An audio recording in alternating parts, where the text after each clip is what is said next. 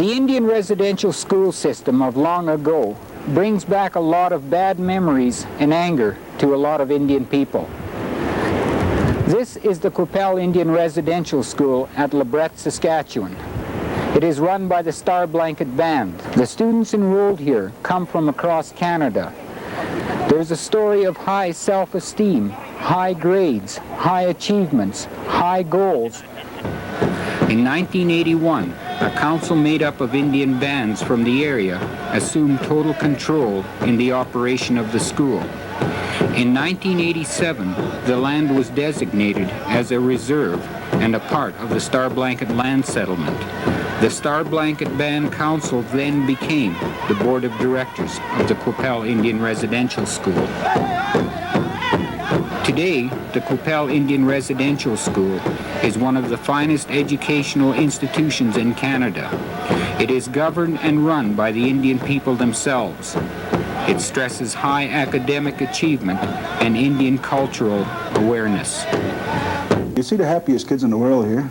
You see the pride coming back. You see provincial champions this year. You see kids with 90 averages, 80 averages, and breaking track records. They're doing everything. And they don't want to leave. It's a happy place. You probably heard the inner city dropout rate where they talk 90 to 95% dropout. Here we talk 83 to 87% retention, which is good. Well, you get pride. With get pride, everything else comes. But you got to get that pride first. Not a good proud, no, not the proud. Good pride, pride in yourself. You know? That's the biggest thing we push at them is, hey, you know, you are the best. Well, you know, we're eagles. Let's fly. Let's soar. We try to instill in these children a feeling of belonging and ownership of not only their own success, but the success of the school. We care. That's number one.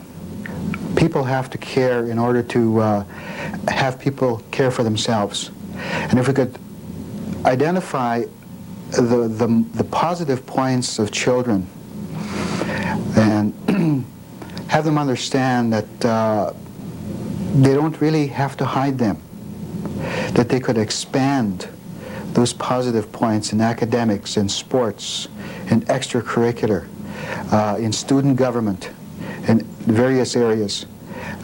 We believe that's a formula for success. And I try to tap every resource possible within the province and out of province to have a program here that would address Indian children completely. We believe that our standard of instruction and content is comparable and even exceeds provincial schools. We follow the curriculum of Saskatchewan Ed, the curricula totally, and we implement many Indian components, culture, history, and various other ways we could find to show an identity to the children, that it's a positive identity and it's positive to be Indian. We do a lot of Indian studies here. And when I go talk to the little peoples, grade 3, grade 4, grade 5, these little guys know a heck of a lot about it. Yeah, I'm surprised. And the difference we have Cree, we have Saulteaux, we have Assiniboine, we have Sioux, okay? And they all have their own beliefs, but here they can intermingle and realize the differences and get along with it. And it's good. I have high expectations of my staff. Their academic qualifications must be acceptable, and I must also be assured that my staff will go that extra mile for these kids. They have to have a sensitivity that goes beyond teaching, because we are the parents of these children while they are here. We would like to think that we choose our staff very, very carefully. And we believe that we have been 100% successful up to this point, being that we have a caring staff. They help the children through the day, after school, not only in academics, but in sports, extracurricular, and we don't really demand that of our staff. We choose them and it just seems to fall in place. The staff that were here before and continue to be here, the present staff, appear to spread that to new staff coming in, and they just pick up from there. And it's a caring bunch of people. I'd look at it as a big, big family. Fox is making a comeback in Saskatchewan because of efforts. Has Billy run? Has Billy ran? We're proud of the success rate. When I was hired, that's one of the first things they told me, that there no compromises. We're not giving away an education here, and they earn everything they get. They all write departmentals just like anybody else in the province would, and they have to pass those things to get a grade 12.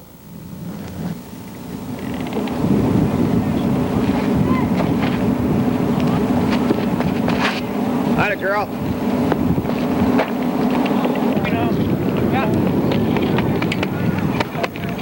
Good jump move. Good jump move.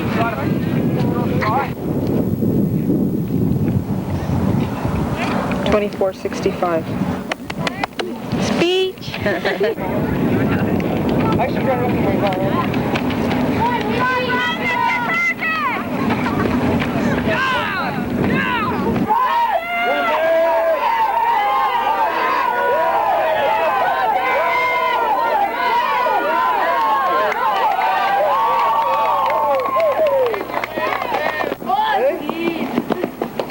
My expectations of my children are also high. I try to teach them to be proud of themselves, to be proud of their achievements. And there have been many achievements in this past school year. Just this year, Michelle Aspace broke 8 district track records. The senior boys won the provincial 1A basketball championship. And there are other stories. I also tell them that winning isn't everything. We have to do just the best that we can. These kids make me very proud. On this night, grads, you have climbed the mountain, now soar beyond. I think the school is really good. A lot of people that haven't been here or used to come here, but when it was different, they think it's really useless. Like it's just a poor education, but it's really better this year, especially. It's really good. So it's really improved.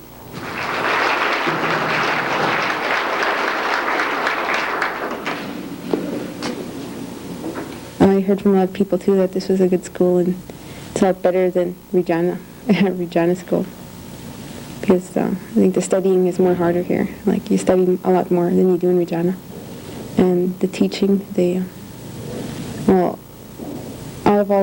ever since I was here, I had homework every day, and that's like more than I got in Regina, and they're just like forcing me to learn here.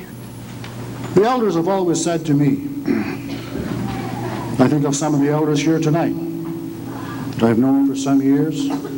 They always said to me, if you can put together education, training, if you can put together education with a spiritual life, if you put those both together, you'll have a chain that can never be broken. And I think that's true. I believe that's true. The reason that a lot of people couldn't fulfill their dreams was because of a failure to develop that spiritual side. The spiritual side is important. I'm not advocating any particular view. It may be a church, it may be traditional Indian way, or it may be a mixture of both. Nonetheless, we know that there is one Creator, and there's a good road in life, and we've been taught that road. But by walking on that road and getting educated at the same time leads to success. The road of life is also a spiritual road, which will lead to material and economic success. And I want to emphasize that to you.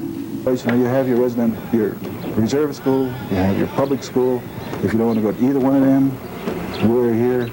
You know, there's so much for them to do in the city, so much distraction, so much prejudice. I get so many kids in the middle of the year and everything. There was so much prejudice at that school. Can we come here? Oh, I get that. I get that so much. Well, what's prejudice? Prejudge. They're prejudged. They don't get a chance to fit in. A lot, I find, too, would like to be great athletes, and they are. But they go to the city and they just can't afford it, you know.